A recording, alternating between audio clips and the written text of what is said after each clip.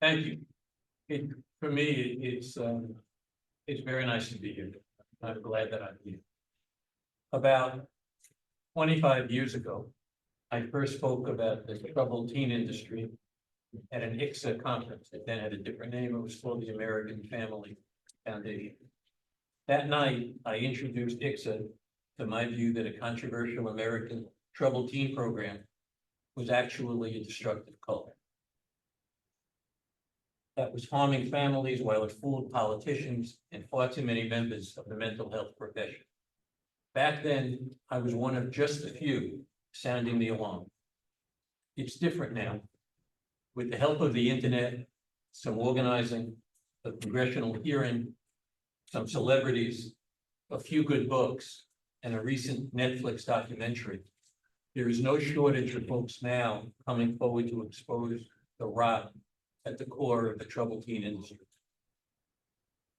I've decided to use this opportunity to look back, something I do a lot these days, and use the next 45 minutes or so to connect a variety of dots and reflect on what I've learned and what has changed over the years. I'm going to jump back and forth a bit between history, law, and some personal recollections, or what lawyers like to call war stories. And for the first time in my life, I'm going to join this century by using a PowerPoint, prepared with the help of my 10 and 14-year-old granddaughters, to try to pull it all together. Please bear with me. Because I'm talking about an industry that is, for the most part, not well known outside of the United States, and only recently began attracting the negative attention it deserves inside the United States. I'm going to begin with a brief explanation of what the troubled teen industry is and how it came to be. The troubled teen industry, or what some of its victims now call the troubled parent industry, are businesses that operate under a variety of names, including therapeutic boarding schools, boot camps, therapeutic wilderness programs, learning centers, and more. All of them wrap themselves in the language of personal growth, therapy, and are self-described as therapeutic. Most are located in rural areas. Adolescents arrive at these programs as a result of private contracts between their parents and the program operators, without any necessity for involvement by mental health professionals, but often with the involvement of people that call themselves educational consultants. Often adolescents are removed from their homes forcibly and typically without notice, for a chance to say goodbye to friends. And then they're delivered to strangers in a distant state, where they learn that they've lost what they took for granted, will be confined for an indeterminate time, cut off from the outside world, and get to return to their communities only when they've demonstrated, through acceptable confessions and compliant behavior, typically described by the operators as growth, that they've learned their lesson. Communications with the outside world are limited and monitored, and adolescents quickly learn that complaining about their treatment or asking to come home is proof they're not yet working the program, and they need to be there. These programs sometimes include people that call themselves therapists, and some of them are actually licensed. And some teachers, some of them are actually licensed. But the heart in each of the treatment programs is the loss of liberty, the denial of fundamental rights, and separation from communities is what actually constitutes the treatment. The United States legal tradition has an emphasis on individual rights, so it may seem somewhat surprising these programs have flourished in the United States. I can sum up that tradition in a few sentences, and I think it's important that I do. First, under American law, depriving someone of their liberty is a big deal that requires respect for the notions of due process and substantive rights. In the criminal area, you can't be deprived of your liberty without a hearing based on rights embedded in the Bill of Rights, the first 10 amendments to our Constitution. In the civil commitment area, when because of a mental condition, someone's in danger to themselves or others, a judge can order civil commitment, but then only with procedural safeguards in place and based on sworn testimony from licensed professionals. And even then, there in every state, there are statutes and administrative regulations controlling how one is treated after one is civilly committed. These safeguards that the legal system refers to as due process, but for our purposes, I'll call checks and balances, are necessary because depriving someone of their liberty, not letting them walk freely on the streets, and attend to their own affairs is the essence of what we value in a free society. The rights of children are admittedly somewhat different, because in general, parents can raise and discipline their children as they seem fit. But children can't be locked up without judicial involvement. In every one of the United States, there are child welfare agencies that protect children from being abused in their homes. In most states, the right to an education is embedded in state constitutions. In my state, New Jersey, the home of Bruce Springsteen and me, it's defined by our Constitution as a right to a thorough and efficient education. And the United States Supreme Court has permitted government to step in and prevent parents from denying their children needed medical treatment and education. In effect, as first set forth in the Supreme Court decision in Parham against JR, the rights of parents to raise their children as they deem fit has been recognized as a fundamental right, but there are limits.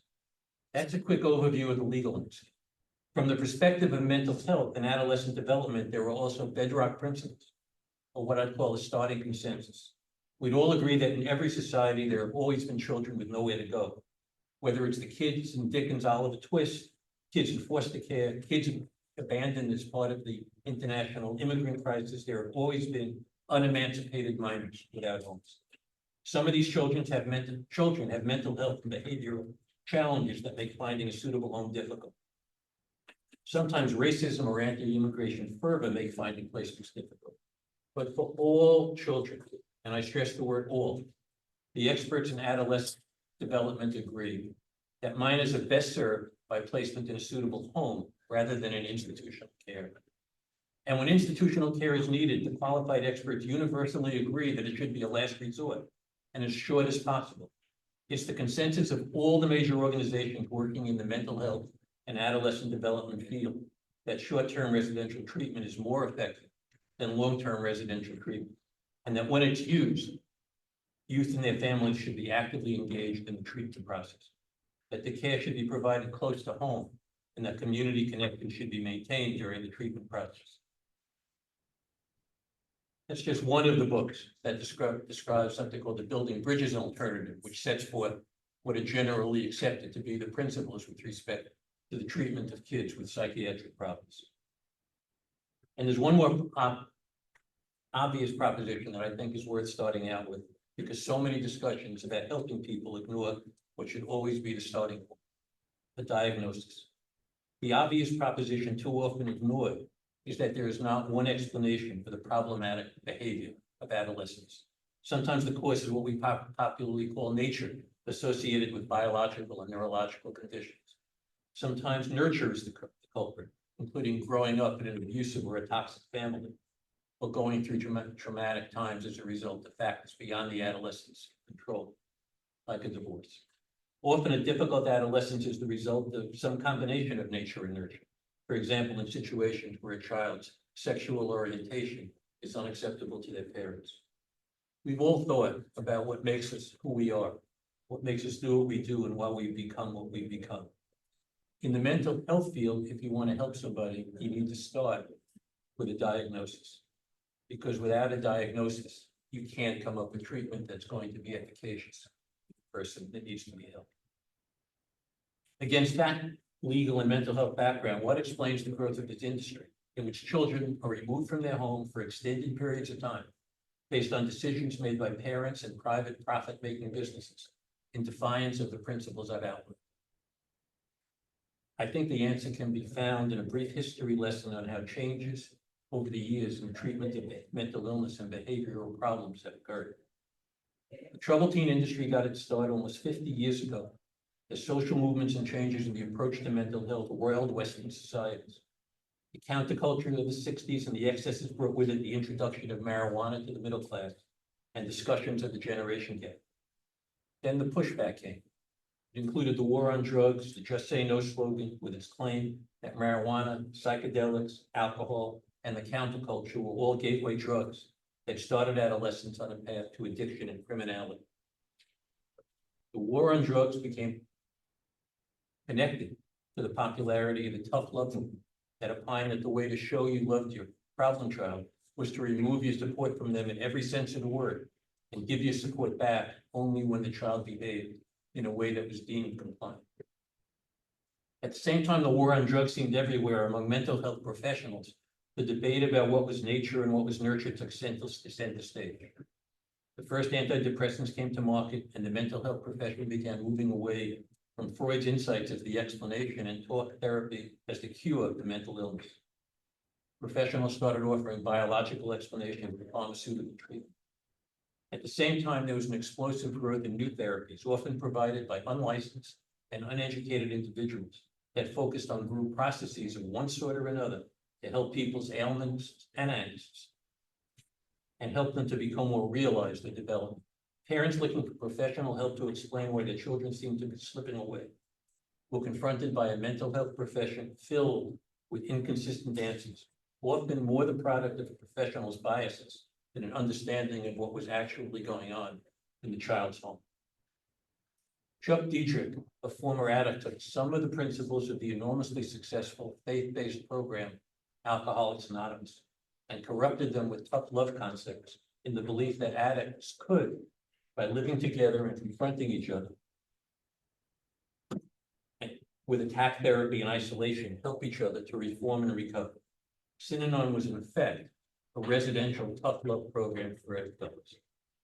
In short order, and almost invariably, a few charlatans that included recovering alcoholics, entrepreneurs who saw the profit potential, and do-gooders with money, decided that Synanon's principles could be applied to adolescents, and that the voluntary aspects of AA and even Synanon were unnecessary because parents could make decisions for their children.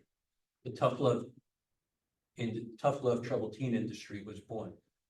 Just as an aside from what I wrote, it's remarkable how many of the tough love programs began with parents, individuals who had gone to AA themselves, and from their own experience with AA decided the concepts could be expanded into the world of children and done in a non-voluntary basis. At any rate, the seduction of the approach at the outset to parents who believed their child was out of control was that you could take the medical and the mental health professionals, the schools, the courts, and the adolescents themselves out of the equation. You didn't have to listen to competing school counselors, talk therapists, neighbors, and friends with opinions about problems in your home. If you were a parent, you didn't have to listen to one more person telling you to be patient. The behavior was the problem, and it had to be solved before you lost control when your child turned 18. Time was the essence, and removing adolescents from their home and taking away from them everything they value was the therapy. Simple. 25 years ago, I was a middle-aged lawyer with a successful practice. I'd never heard of ICSA. The phrase troubled teen industry did not exist. My law firm was representing a young woman named Rebecca. Rebecca suffered from bipolar disorder. She'd been hospitalized many times, and she and her family were struggling with the challenges of her life. We took on a case on Rebecca's behalf against an adolescent treatment center where she'd been for several years. We were pursuing the case on the theory that Rebecca was misdiagnosed and mistreated, causing the bipolar disorder to become more intractable to treatment. The defendants included the executive director of the program and its medical directors. The case had a twist, though. The twist was wound up in the personality and methods of the founder of the program, a man named Miller Newton. He was a charismatic figure. Some swore he was a miracle worker who had saved children's lives and spared adolescents from the horrors of drug addiction and mental illness. Others accused him of being a quack and worse, a cult leader who destroyed families rather than supporting them. I had an interest in cultic groups because of the involvement of a family group and a group that some people described as cultic. And I enjoyed reading far more than I liked hanging around with other lawyers and judges. I used the group to educate myself about the leader and the nature of cultic groups. With the guidance of an expert on cultic groups, I started reading some of Robert Lifton's work, some of Margaret Singer's work, and it didn't take me long to conclude that the program was cultic. There was milieu control, there was mystical manipulation, demand for purity, and all the rest that Lifton described. There was loaded language, and most importantly, it had a charismatic leader at the top in Miller Newton. To be successful in Newton's program, what you had to do was embrace everything that Newton told you. And you had to admit that you needed to be in the program. and that you were responsible for the conduct that led you there. Adolescents who held back or rebelled were pushed out of their families. Adolescents who turned their lives over to Newton were required by him to reject their families if those families decided Newton was a false god. I don't have time today to describe how Newton used his control of all communications, his lies, and his ability to be an expert in areas he knew little about to control people. But I'm happy to answer your questions at the end. The story of my trials is told in this book, which is the book that first exposed the troubled teen industry some 15 years ago, 20 years ago, written by Maya Salomon. So here I was litigating a case. I was using my spare time to learn about cults, and I concluded the program was Cultic. On the other hand, at least in the United States, proving a group is cultic gets you nothing because the word cult has no legal significance in the United States. I had a malpractice case to litigate, and what I had to prove if I wanted to win was that the treatment center was practicing outside of the standard of care, and that Rebecca was misdiagnosed, and not that Newton was a cult leader. I thought I could do this, but the case had unique problems, the kind of problems that experienced litigators recognized right away that caused other lawyers and law firms to turn the case down, and that frankly, people that I would describe as anti-cult, including people that attend this conference, don't seem to get. The problem is that the program was a cult. People think that if you show something is a cult, something good will happen for the plaintiff. More often, the opposite is true. The problem can best be explained by describing what happened when I told friends and colleagues about this case. I was becoming increasingly obsessive. I would describe the program Newton operated, describe how brutal and irrational his methods were, explain he didn't let parents get second opinions, prohibited adolescents from going to school or reading for extended periods of time, and had the kids do something he called motivation. It looked like this. Day-out group therapy, known as RAPS. Clients get attention by flapping their arms. It's called motivating. If they motivate hard enough, they get to talk. Graduates have made it through the program's 5 phases, winning back more freedom and respect. And when the kids went to the bathroom in the program, it looked like this. First phasers are belt-looped, led everywhere, even to the bathroom, by more senior phasers. It's part of Dr. Newton's theory of treatment through peer pressure. So I became obsessed with the story in this case. Nobody was talking about the troubled teen industry then, and I started telling people, friends, family, anybody who'd listened to me about it. If I convinced people it was a cult, and people would look at this and they would say, that's a cult. I know what that is. That's crazy. That's a cult.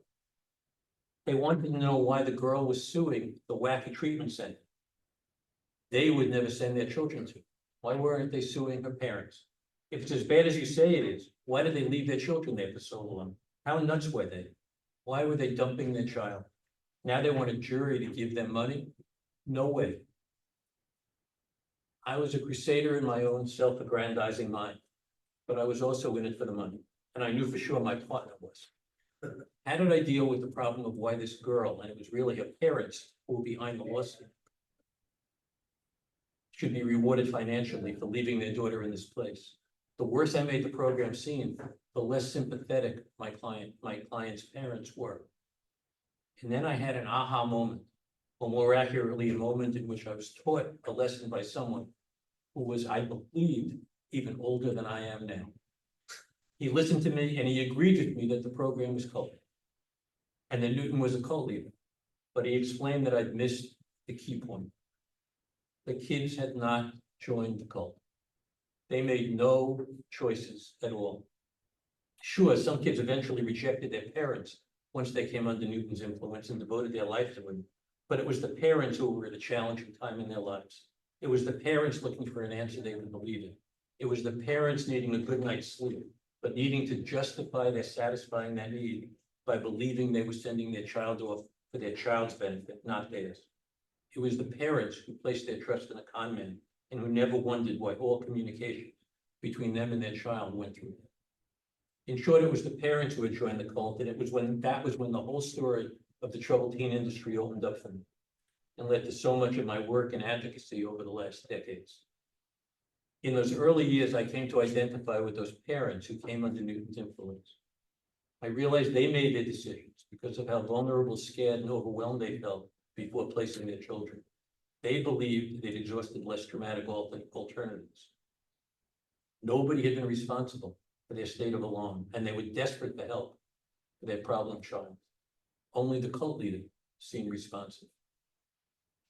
Parents were different in a lot of ways. A disproportionate number were single or divorced and or had children who were adopted, but those families tend to impact on how much stress it took to make them desperate, not how desperate they felt. With my aha moment in mind, I went back and looked to see if I could explain Newton's success. Miller Newton, who got to call himself doctor, wrote his doctoral thesis by studying why adolescents fail to complete the programs. His doctoral study did not focus on the adolescents in his care. It focused on parents, and it divided them into two groups. Weak parents, who he described as those whose kids had dropped out, and strong parents whose kids remained under his control for longer periods. Based on his research, he devised a program for the parents so their children would remain in the program until he decided they were ready to complete it. Control of the parents, not the long-term success of their children, was what he studied. That was the key to his research and his treatment model. It's a book written by Miller Newton, published by one of America's foremost publisher of psychological books. There were good reasons for Newton not to do any outcome studies with respect to those who claimed to be studying, because studying those who completed the program would have been problematic. He took in, during the years the program existed in New Jersey, around 2,000 adolescents. There were 50 graduates, or 5%. And none of, as far as I can tell, none of those 50 have anything good to say about him now. Then I started looking at the other trouble team programs, the most notorious of which was WASP. That was the subject of a 3-part documentary series on Netflix. Well, when the new kid comes into the program, the message is a very tough one. Hey, Turkey, you did it, and did it, and did it until you lost control of it. You made a mess of your life. And so you've blown the right to be trusted by us, by your family, by the world. You're going to give up living with your family, walking free on the street, going to school. You're going to be supervised by somebody else so that you can't hurt yourself or other people by your drug. Dr. Miller Newton explains that.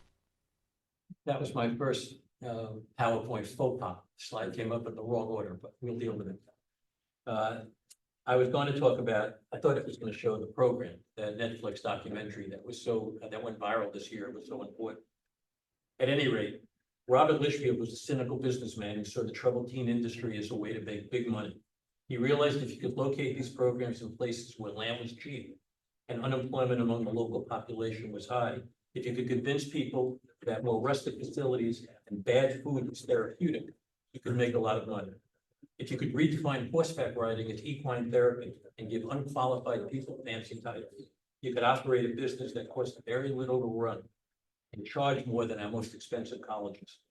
But how do you get parents to buy into it? Well, by making it therapy for them too. Litchfield had an aha moment too. His aha moment was his discovery of large group awareness training. Litchfield figured out that by using LGAS in a controlled and making mandatory these programs mandatory for parents, he could convince parents that keeping their children enrolled in tough love programs was necessary for their children. Those of you who follow the story of group sessions under conditions where your movement, meals, and sleep are limited know how effective they can be. It's a recruiting tool and an influence tool.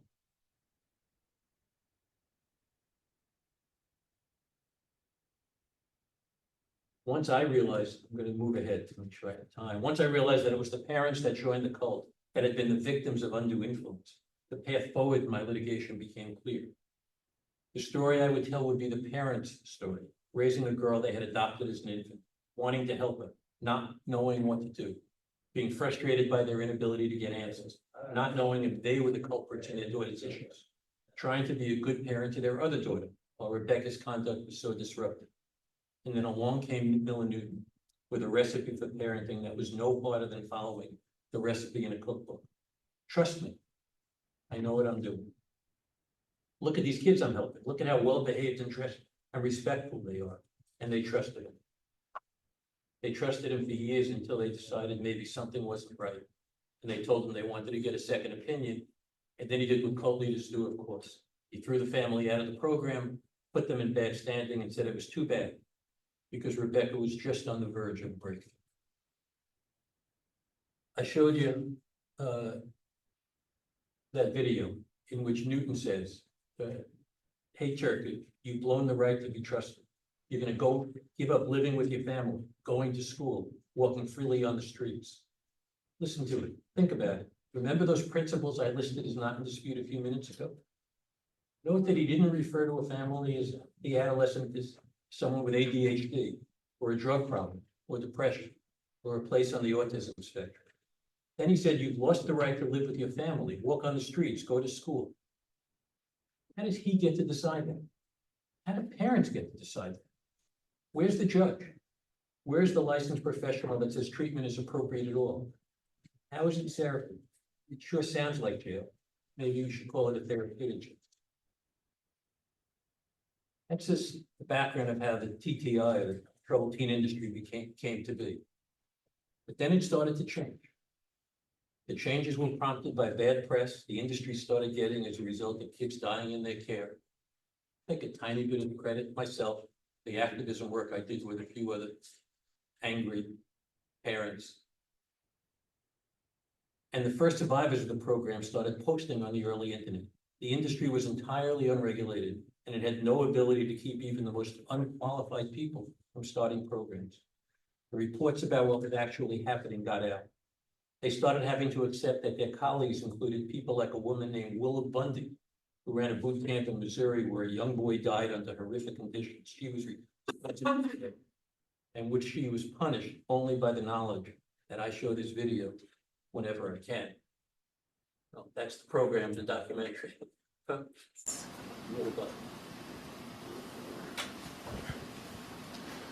When you started Thayer Learning Center, did you have any professional license at all? For what? For anything?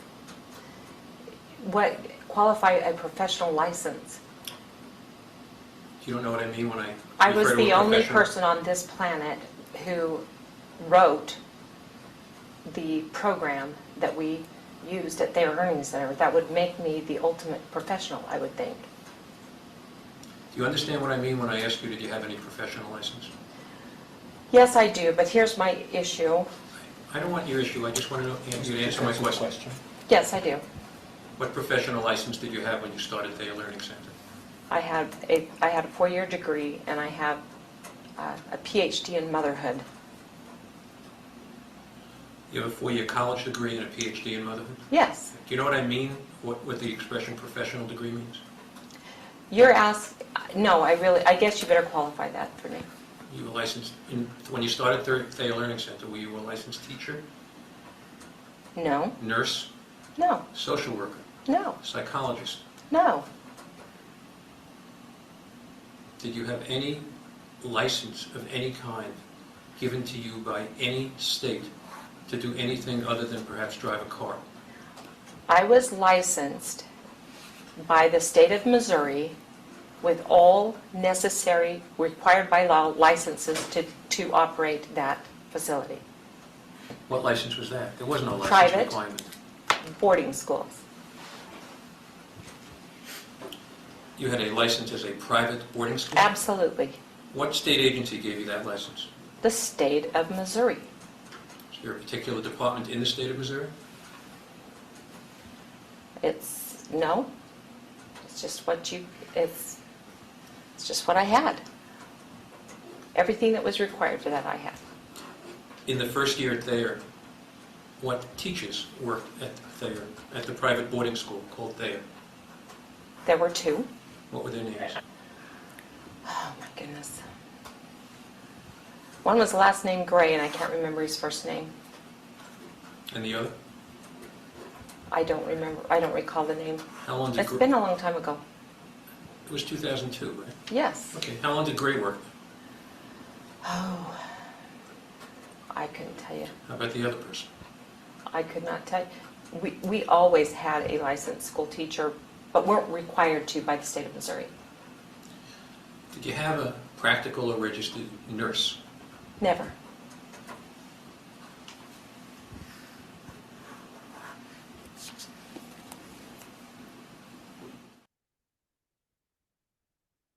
People like Willa Bundy and Miller Newton became an embarrassment to the industry. And then there was a devastating congressional investigation, which horror stories were told, including Willa Bundy's responsibility for the death of a young man named Roberto Reyes. So what happened next? What do smart businesses do when they have a problem with sales? Anybody want to guess? I'll tell you, so we don't run out of time. They changed their marketing. Instead of promoting their tough love philosophy and bragging that they knew more about what kids needed than the professionals in the field, they decided to join the field. Not by changing what kids experienced, but by trying to stop using words like turkey and substituting words like evidence-based. I should add, I note the theme of this conference is evidence-based treatment, but evidence-based is another word like cult. It has absolutely no legal significance. But they started using words like evidence-based, holistic, quality care, clinical advice, and by claiming to be able to treat a variety of conditions and diagnoses described in IEPs or individual educational programs and in the DSM. In fact, they changed the packaging. It didn't change much of what adolescents experienced in their care. And they continue to ignore, those simple principles I outlined 10 or 15 minutes ago. In their quest for legitimacy, they started funding their own studies, which weren't worth the paper they were written on. And they hired a few more licensed folks. They took advantage of quirks in our legal system, and they even started to succeed in getting insurance companies and school boards to pay for all or a part of the cost of what they sell. They began talking about doing family therapy, but they couldn't be family therapy because its starting point was a locked up kid. They continued to encourage the use of escort services, which is the single most dramatic way of letting kids know what they're in for, whether you call them turkey or not. They did nothing about providing serious diagnoses for those in their care and sending them home those whose problems were their parents or a biological condition they weren't qualified to treat. They didn't end blackout periods or start permitting regular unmonitored contact between children and their home communities either. And they did not deem each child a parent of a licensed professional who took responsibility for devising an individualized treatment program. But what they did stop doing was selling as therapy for parents. I attended a conference in Washington a few years back as a representative of a small group of activists I was part of, where I listened to a representative of the troubled teen industry trade organization use all the right words to describe what they did while ignoring all of the principles I referenced at the start of this talk. He believed he could ignore all the questions and principles I started with. He could speak the language of equine therapy rather than horseback riding, and discuss families leaving against clinical advice and throw around the expression evidence-based. He would never have to explain the basis for removing adolescents from their home for extended periods of time. Meetings like the meeting in Washington started influencing how I saw the industry. The most dramatic change was that with the marketing changes and the bogus embrace of therapeutic language and some unfortunate fee-shifting provisions in some of our educational statutes, which I don't have time to explain, the payments for this fraud started shifting from private pay to local school boards and insurance companies. What had started as a cult was becoming an institution. Although the origins of these programs clearly cultic, this was not a cult leader or a cult member I was having coffee with in Washington. It was a businessman selling a product and using the words of the mental health field as if the words were commodities, nothing more. And I had to acknowledge what I already knew. Every cult is a con, but not every con is a cult. Using the language of cults, I began to accept that startup cults or new religions or whatever you want to call them have lives. Some of those lives are short and they fade away. But some become institutionalized, get rid of the most distasteful aspects, like motivating, that I showed you before. They get rid of people like Willa Bundy and Miller Newton, but they continue to do harm to people, and in this case, the families, because they never get past ignoring the bedrock principles that allowed the cult to get started in the first place. The principles I outlined at the outset. That's why I said at the beginning why a diagnosis was important. If you don't start from the beginning, you don't get to the right answer. I've had to acknowledge in the last couple of years that there's too much information out there now for parents to be able to say, I didn't know.